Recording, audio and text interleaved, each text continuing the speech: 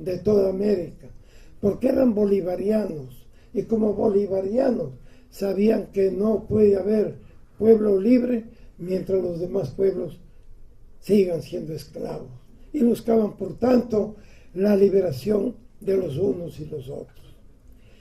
Esa lección la he recogido en mi libro con varios ejemplos que no nos vamos a ponerlos a citar. Simplemente quiero destacar ese carácter internacionalista. Pero yo creo que junto con destacar el internacionalismo de Eloy Alfaro, fundamentalmente en esta hora, hay que destacar el otro aspecto de las realidades de los pueblos que luchan por liberarse. La oposición de los imperios. Aquí hay un compañero dirigente comunista de Portugal, conversábamos con él. Hace varias décadas se hizo una revolución importante en Portugal. Se llamó la Revolución de los Claveles, porque el clavel, la flor hermosa, fue el símbolo de esa revolución. Se alzó el pueblo. La alegría inundó las calles de las ciudades y los campos. Comenzó un proceso de liberación, un camino socialista en Portugal. Pero la revolución de los claveles terminó con la traición de unos, las equivocaciones de otros, el sectarismo político de unos cuantos más y el dominio imperialista y el capitalismo europeo sepultaron la revolución de los claveles. Es que los procesos no siempre se dan para la eternidad, sino que hay fuerzas que se oponen y luchan para impedir que los procesos se consoliden, que avancen y que triunfen. Y esa lección que brevemente cito de Portugal se dio también en el caso de la revolución sandinista en su primer periodo, en donde el imperialismo utilizó ciertos errores cometidos en esa época por los dirigentes sandinistas, el sectarismo, el burocratismo, en fin, errores de un proceso muy vigoroso, y utilizó el problema de las nacionalidades indígenas de Nicaragua para alzar a la masa de indios misquitos en contra de la revolución. Se habló de la autonomía de las etnias, de las culturas ancestrales, se habló de la necesidad de la autodeterminación de los pueblos indígenas y finalmente se puso en manos de los misquitos dinero y armas para que se levantaran contra la revolución sandinista, y esa fue una de las razones por las que cayó en su primera etapa la revolución. Y hay que recordarlo esto, porque acá se trata de hacer del Yasuní y Sarayaku banderas de lucha, no para defender a los indígenas, sino para defender una contrarrevolución, para impedir el avance de la revolución ciudadana,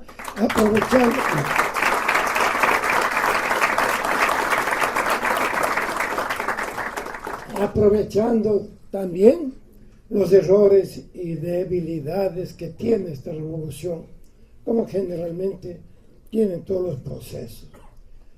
Errores como el sectarismo que ha sido señalado por el propio presidente Rafael Correa. Sectarismo que significa menospreciar a los que no tienen la camiseta oficial, a los que no se han afiliado al movimiento oficial, que sin embargo son revolucionarios, que tienen sus propias agrupaciones, o simplemente revolucionarios sueltos que andan por la calle haciendo lo que pueden para luchar por el cambio de este país. Y sin embargo se les ha negado se trata de negarlos de parte de algunos sectores del gobierno mismo, se trata de negar su condición de revolucionario. Eso es el sectarismo. Y el sectarismo es un veneno que mata a los organismos vivos de una revolución. Y por eso hay que oponerse al sectarismo. Y la mejor forma de oponerse es recordar, en nuestro caso, al viejo Eloy Alfaro. Porque si ustedes leen atentamente la vida de Alfaro y ven cómo procuraba aglutinar a todos, Alfaro nunca estuvo lleno de odios.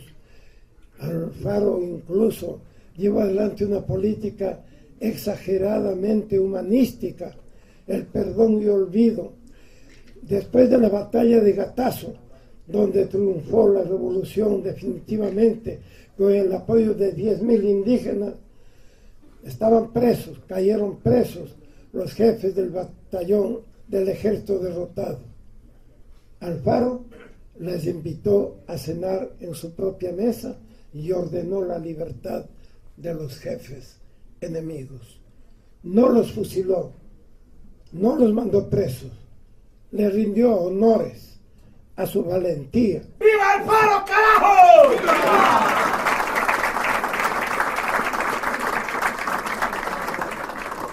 ¿Qué demostró con ello? Que no hay que ser sectario, que no hay que recelar ni odiar a nadie, que hay que rendir incluso honores al enemigo que ha combatido por sus ideas, sí, con dureza, con braveza, pero ha hecho gala también de hombría, gala de valor. El sectarismo ha invadido muchos países. Quienes hemos estudiado los procesos revolucionarios del mundo, como el de la gran revolución socialista de octubre, dirigida por Lenin, sabemos lo que es el sectarismo. Una breve historia, brevísima.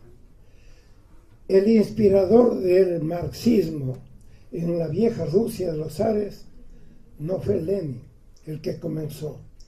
Fue un filósofo, escritor y luchador revolucionario llamado Jorge Plejano.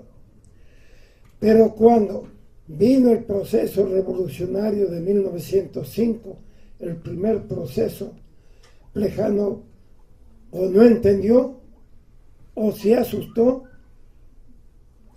como quiera que fuese, lanzó la consigna de que no hay que empuñar las armas, de que era un error empuñar las armas. Cuando la revolución triunfó, ya dirigida por Lenin, en 1917, una de las cosas que sucedió en Petrogrado es que un grupo de guardias rojos, valientes, revolucionarios de carta cabal, decidieron fusilar a Plejano. Decían, este viejo, contrarrevolucionario. Llegó la noticia donde Lenin, y en medio de todos los conflictos que significaba la revolución, Lenin inmediatamente ordenó que quienes pretendían mancillar, ultrajar al viejo revolucionario se constituyesen en guardias de honor de Plejano. Y así fue.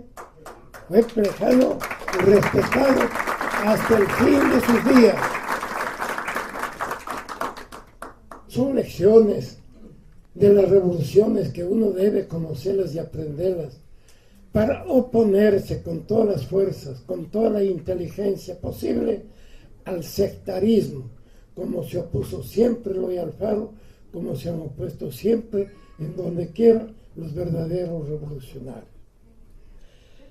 Pero además hay que tener al mismo tiempo un sentido del sacrificio personal. No olvidemos una cosa. Cuando Eloy Alfaro comienza su lucha, no era un jovencito pobre. Su padre había hecho cierta fortuna en el comercio con la exportación de sombreros, cacao, en fin, a Panamá.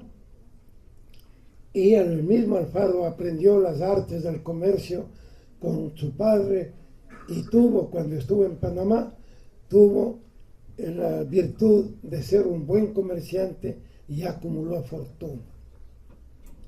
Pero ¿qué hizo con la fortuna Eloy Alfaro?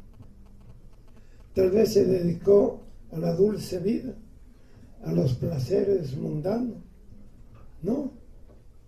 Empleó toda su fortuna en la Revolución Ecuatoriana y en apoyar a toda clase de grupos revolucionarios de Centroamérica, de Colombia, de Venezuela y más. Perdió toda su fortuna. Ganó un sitio en la historia para siempre, pero perdió toda su fortuna.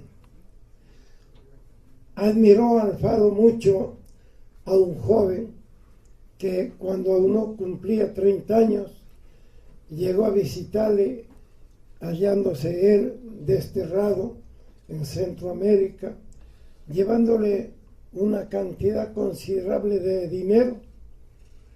Y este joven le dijo: general, yo tenía unos buenos negocios en Guayaquil de exportación de productos como sombreros y más. He liquidado todos mis negocios y el fruto de esa liquidación le traigo aquí y le entrego. Es toda mi fortuna. Aporto con esto y si hace falta con mi vida para la revolución que usted dirige. Ese hombre que entregó hasta el último centavo, entregó después su vida en Cuenca al ser fusilado por los conservadores el 20 de marzo de 1887. Y ese hombre glorioso, como señaló Alfaro, se llamó Luis Vargas Torres.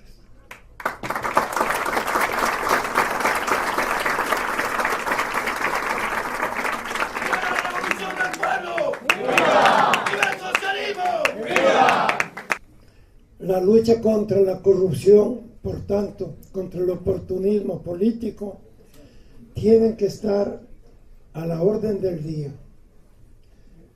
No se trata de perseguir a todos los compañeros y a todas las compañeras viendo oportunistas o aprovechadores en cada uno, no. Se trata de estar atento a los movimientos. El enriquecimiento ilícito es fácil de ver, porque el que hace pillerías contra los fondos del Estado nunca puede ocultar definitivamente la plata. De alguna manera sale.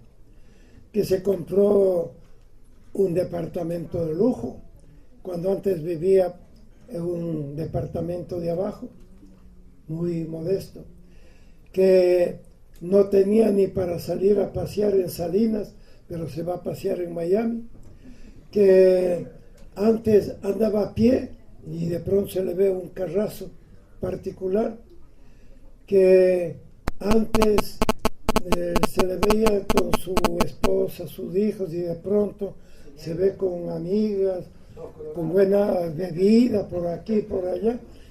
Es decir, comienza a salir la plata.